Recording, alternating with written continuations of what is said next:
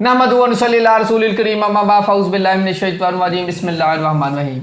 दोस्तों अस्सलाम वालेकुम, मैं हूं आतिफ मजीद। आप मुझे देखते रहते हैं आतिफ मजीद के चैनल पे। एम ए शरा खान साहब आपके साथ हाज़िर हैं।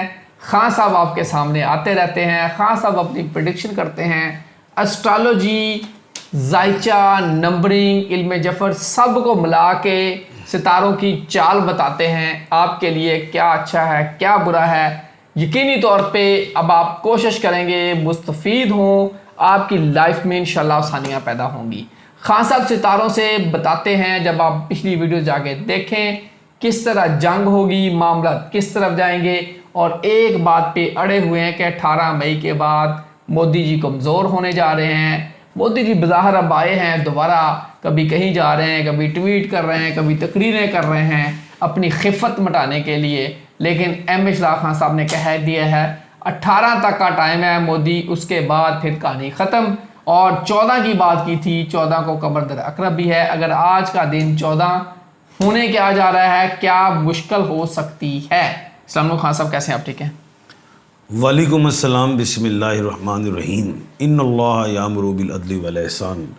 बेशक अल्लाह हुक्म देता है इंसाफ करने का और एहसान करने का। सबसे पहले मैं अपने तमाम व्यूवर्स को कहूँगा जो मुझे सुनते हैं कि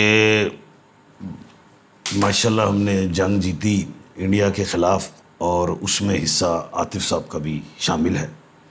क्योंकि मैं रेगुलर अपनी पेशन गोई कर रहा था कि इंडिया जंग हारेगा, राफेल भी गिरेंगे, और टाइमिंग भी बताई, और वैसे ही हूबहू हुआ। और आप लोग गवाह हैं इस चीज़ के, पिछले रिकॉर्ड प्रोग्राम्स में जो है मौजूद हैं। तो मोदी को बहुत ज़्यादा, मोदी जी को प्रॉब्लम हो गया। उन्होंने कहा ये ज्योतिष कहाँ से, एम ए शरा खान मुझे लिपट गया है, और आतिफ जो है ऐसे ऐसे सवाल करता है जो हमारी तो फ़ौज ने ठुकाई की है, ये भी ठुकाई कर रहे हैं एम ए शरा खान और आतिफ मजीद साहब। तो आतिफ मजीद साहब के चैनल को उधर इंडिया ने ब्लॉक कर दिया है। 23% जो है इंडिया के लोग जो थे, जो आवाम थी, वो आतिफ साहब को के चैनल पे आती थी और मुझे सुनती थी।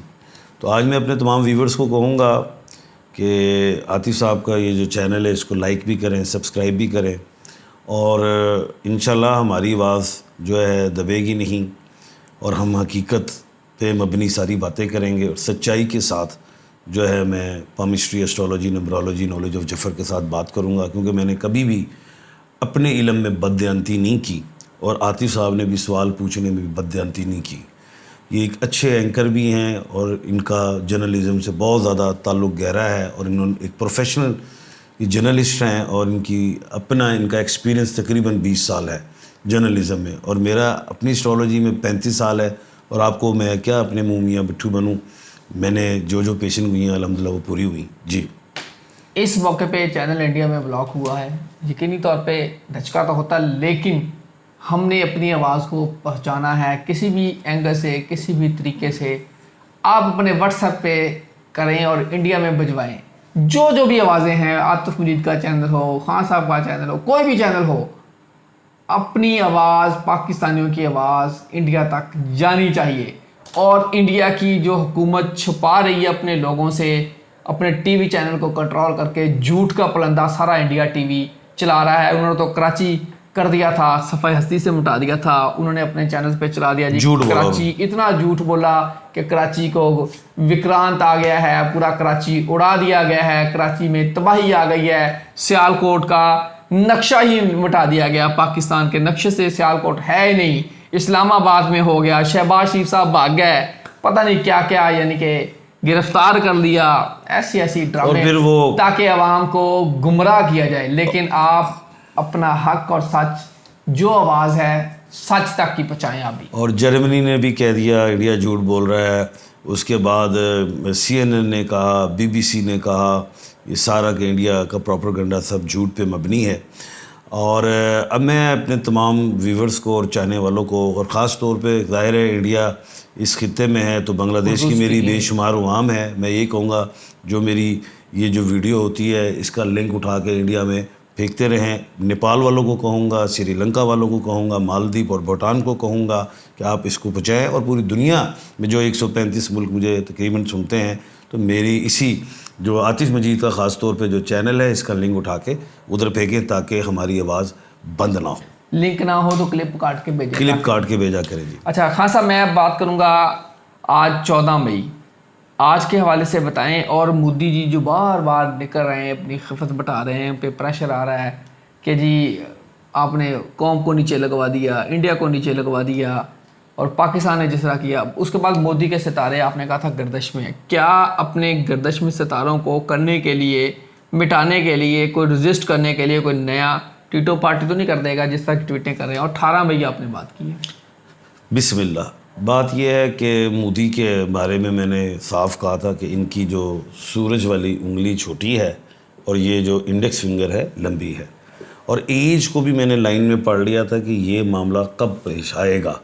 جس عمر میں مودی اس وقت موجود ہیں اس عمر میں ان کی شہرت جو ہے اچھی نہیں رہے گی, ڈیفیم ہونا شروع ہوں گے, اور میں نے کہا تھا برے طریقے سے ہوں گے. اور پھر دماغ کی لائن پہ میں نے بڑے واضح طور پہ بتایا تھا, کیونکہ آپ کو پتہ ہے میں 5-6 نالج سے بات کرتا ہوں, تو کیمسٹری میں بھی میں نے دیکھ لیا تھا کہ یہ جو گیپ آیا ہے ان کی دماغ کی لائن پہ اور یہ واقعہ کب پیش آئے گا. تو میں نے یہی کہا تھا کہ اس وقت جو موجودہ صورتحال میں یہ جو بھی فیصلے کریں گے, چاہے عوام کے حوالے سے کریں, اپنی سیاست کے حوالے سے کریں, جنگ کے حوالے سے کریں, تینوں حوالے سے ان کو نقصان ہوگا.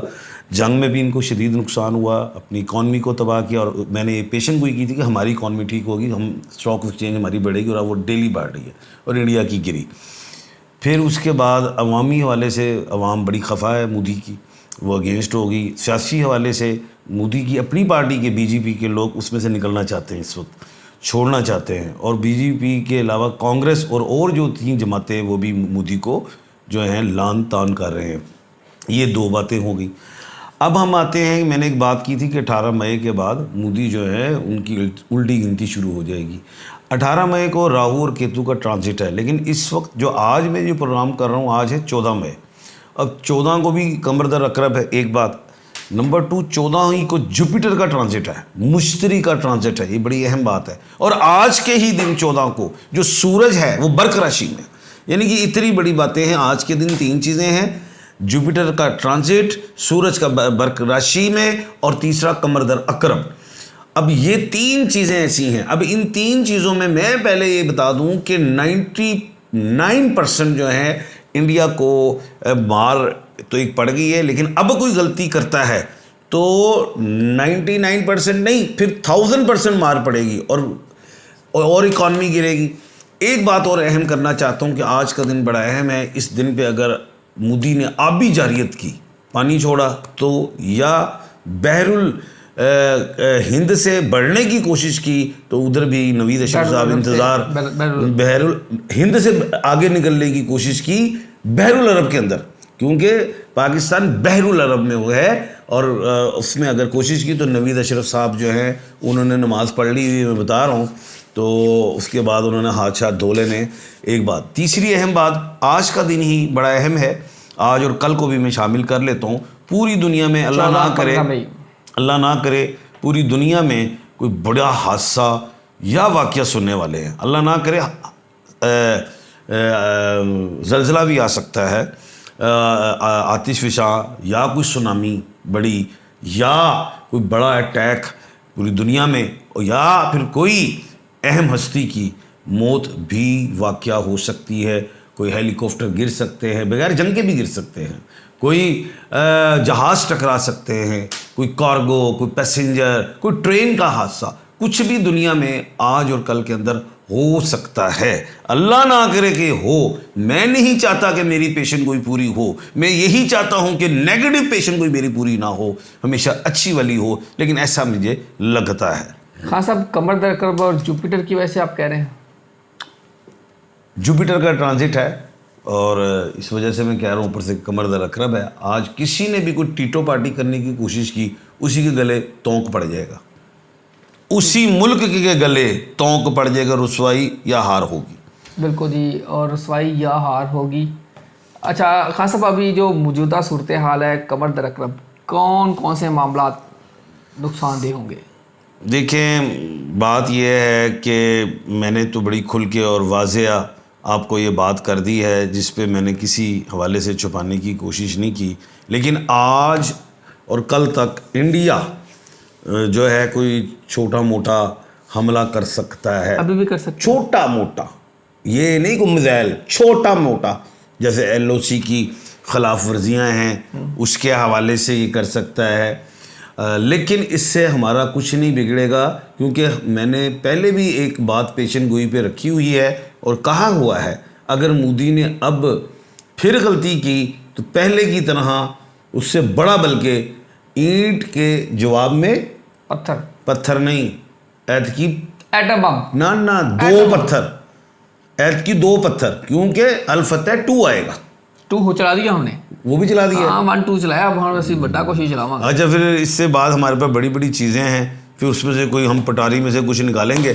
لیکن مودی اپنے پرندوں کو، یہ بڑے جو پرندے ہیں ان کو اپنے گھونسلوں میں رکھیں، بند کریں، پرندوں کو گھونسلے میں رکھیں، کیونکہ ہمارے شاہین ہیں، ٹھیک ہے، یہ گھونسلوں میں نہیں رہتے، یہ پہاڑ کی چوٹی پہ ہوتے ہیں۔ بالکل صحیح ہے، تو پرندے سے مراد وہ اپنے رفیل شفیل اب وہ رکھ لیں اپنے گھونسلوں میں رکھیں جی۔ اور دوسری چیز جو ہے اپنے ایٹمی جو بھی ہتھیار ہیں ان کو تجوریوں میں بند کر لیں، وہ نہیں چل رہے، تجوریوں میں بند کر لیں۔ اجازت چاہوں گا، اللہ حافظ۔ پاکستان زندہ باد۔ پائندہ باد۔